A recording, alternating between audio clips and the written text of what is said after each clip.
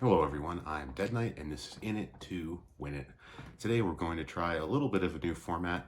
I'm going to talk about the deck I want to showcase today, but I am also going to do it while narrating a replay of a match that I recently had. The match you're going to watch is a good one versus the deck me using the deck I'm trying to showcase, which is Celestial Druid versus a Demon Seed Warlock, which of course is the standard of decks that you're going to need to be able to beat in this current meta to be considered viable. So don't forget to like, comment, and subscribe, and let me know what you think of this new format. Before we get into the replay, I'm just going to go over a little bit of an overview of what we're dealing with the deck I'm running. So I mentioned in my video about best ways to beat quest lines that Celestial Alignment is a very strong archetype against quest lines, because as long as you can play that before they complete their quest, they have to wait at least 5 turns before they can get through their game plan. So even if they're rolling through that quest, when they go down to 1 mana, they're going to be in trouble. They're going to have a hard time playing their quest reward, which means they're going to have to beat you without their quest. So Warlock can do that, and there are a lot of classes that can abuse Celestial Alignment and play a bunch of cards for free, so you have to be careful when you play it. But this build is also trying to abuse Celestial Alignment and play some cards for free. So it's going to be running Goldshire Knoll, which is the new card for 10. It's a 5/4 rush. It gets reduced for cards in your hand. So you reduce this guy to 1. Now you get to play a rush minion with decent stats for 0 and try to get that board back immediately. Obviously, the downside with Celestial Alignment is you have 0 mana, so being able to play this rush minion for free is going to help you jump ahead of that board. Same thing with Umbral Owl, which is also making an appearance in this deck. It's a 4/4 for 7 rush. It's going to be reduced to 0 after Celestial Alignment. So with this in mind, we're pretty much running a basic spell build. A couple little things that I like to do in here. I have Survival of the Fittest here, even though there are no minions, very few minions in the deck. We've also got Cenarian Ward, so that if people can reduce stuff and jump in front of your Celestial Alignment, you get the board back with some armor and a strong minion, and then you can play Survival of the Fittest later. Anyway, so that's the gist of the deck. Let's see how that shook out against this Questline Warlock. Obviously, we're playing at Legend rank, so we can assume that the people we're playing against are pretty good. So this is what we hope what a typical matchup would look like against this deck. Anyway, here it is, and enjoy.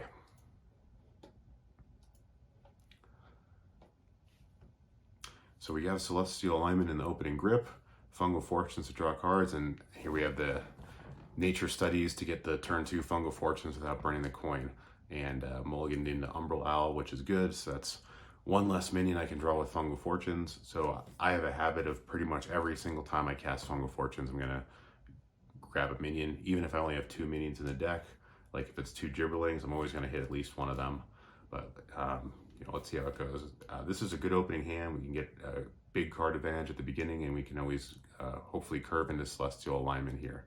So he's expected to be playing the Demon Seed.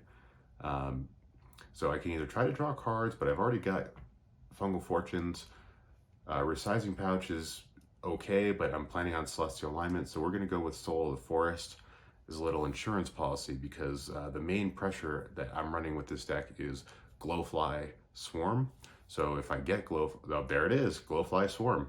So Soul of the Forest is going to be an insurance policy for that, so that I can, oh, yep, there's Goldshire Knoll off Fungal Fortunes as usual. But this deck, we don't really care so much. It's nice to have those, but we're not needed.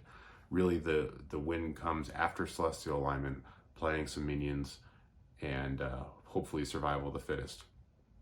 So now I can either, it looks like Nature Studies is really my only play here. Guess the Weight again, Lunar Eclipse, or Survival. So I think I'm going to take Survival here, because Warlock has so many weapons to clear the board that having those extra survivals is going to make it difficult for them to overcome when I finally do. And oh, just forgot the hero power there. But the extra health would have been good. Dealing 1 extra damage to the Warlock probably isn't going to matter. So he's got doing the slow version of completing the quest. He's just got 3 life taps in 3 turns and Mana Feeder Panthera. So he's trying to run through his deck to get down to 10 cards so he can use the Blood Shard Bristleback. Oh, but here we go. He got his minion out. He got Lunar Eclipse and a full Glowfly Swarm. So his only out here is Soul Rend, which is fine because it's going to burn 7 cards in his deck if he does that, which I'm okay with because I have a second Glowfly Swarm. So if he can't really afford to do double Soul Rend to clear the board a second time. So this is really bait here. I don't need to wait for Soul of the Forest to have an insurance policy because I have the second Glowfly Swarm. If he's debating probably whether or not he wants to burn 7 cards here. So, you know, if he does, I drop another one and then there's no way he can clear that board. So let's see what he does. He's making the play and it is Soul Rend. So let's see what he burned off. Drain Soul, doesn't matter. Goldshire Knoll, Tour Guide, that's a good one. Battleground, Battlemaster, Touch the Nathrism, and Raise Dead. So, oh, and the second Soul Rend. So now he has no outs for this Glowfly Swarm. So we're definitely dropping this.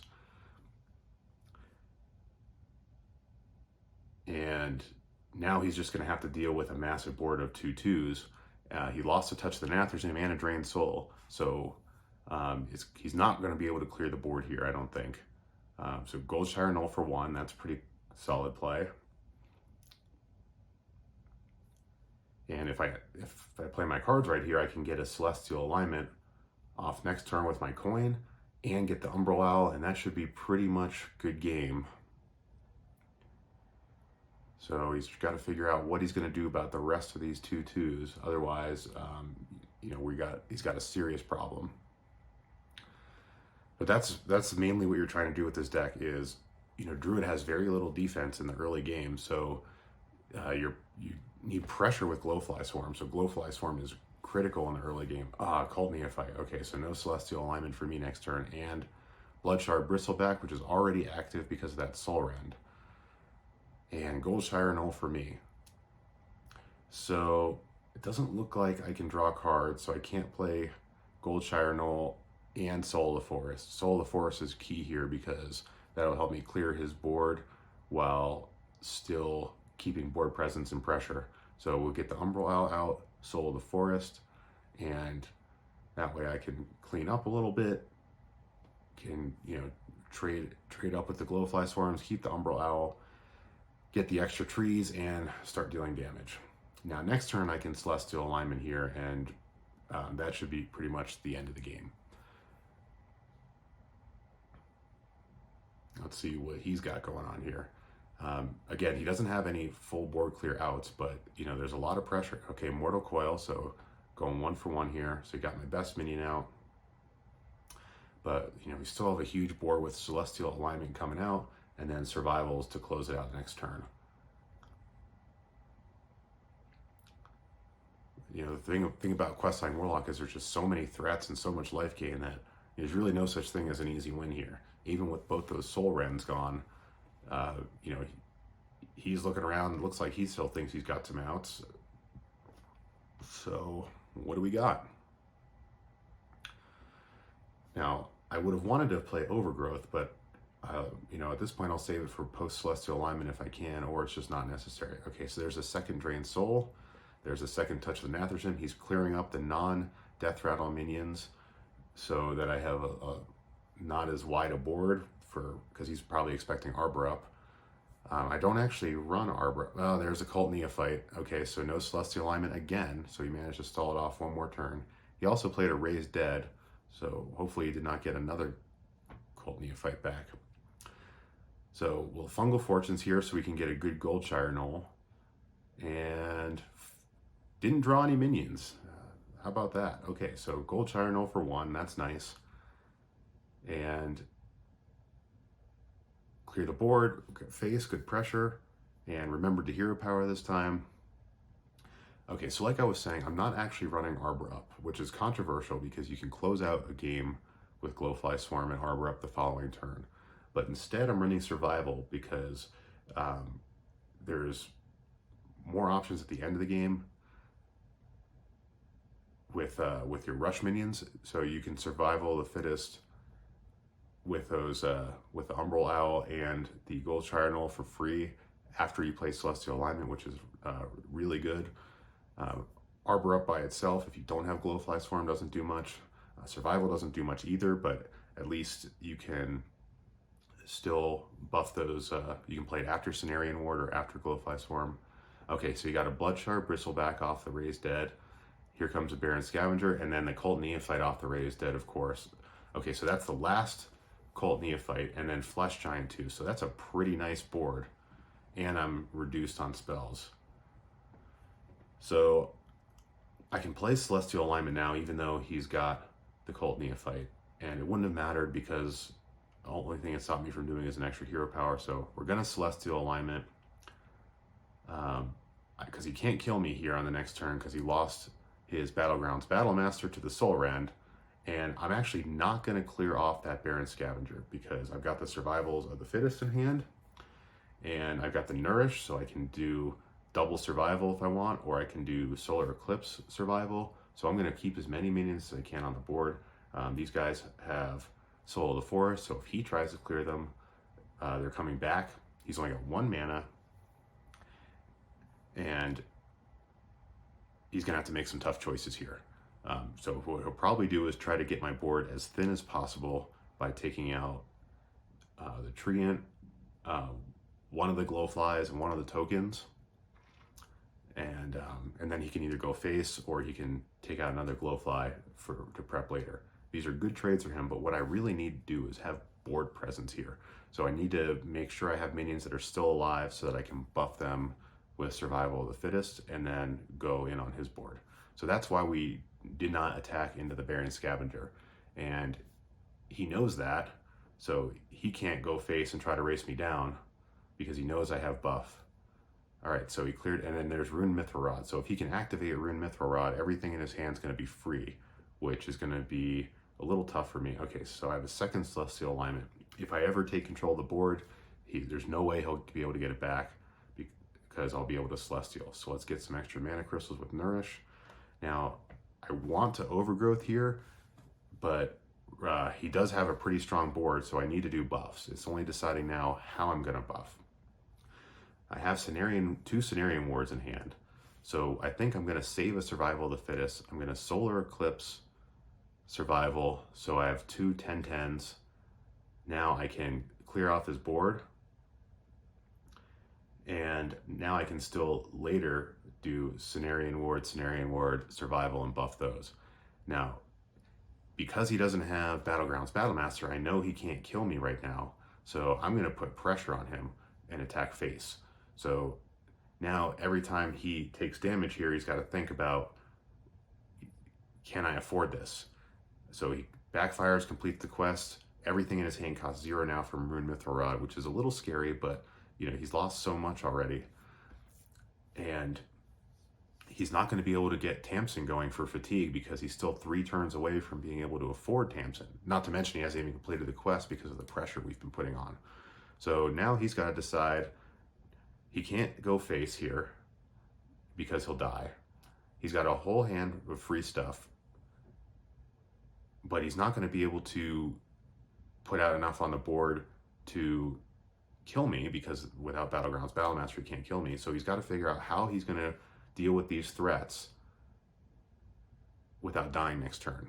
So let's see what he comes up with. We're roping now. All right, so Unstable Shadow Blast and another Bloodshard Bristleback. So he overkilled that for 2, gained a bunch of life, a second Flesh Giant, Baron Scavenger. So that's a pretty nice board. This is actually Animanic Feeder. So he's got, and he goes face there. All right, so let's see. He's got 27 damage on the board showing, and I'm at 9. I can't kill him because he's got that taunt. So let's do Cenarian Ward, get standard 8/8. Another Cenarian Ward.